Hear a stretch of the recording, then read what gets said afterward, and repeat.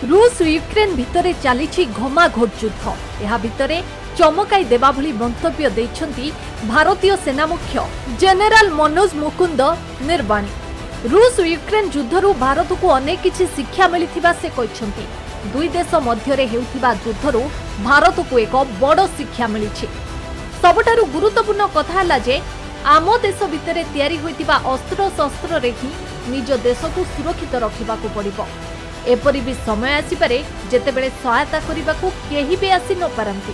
तेनु कथा हेउछि प्रतिरक्षा क्षेत्र में भारत को आत्मनिर्भरशील हेबाकू पड़िबो बोली मुकुंद निर्वाणी कहिसंती।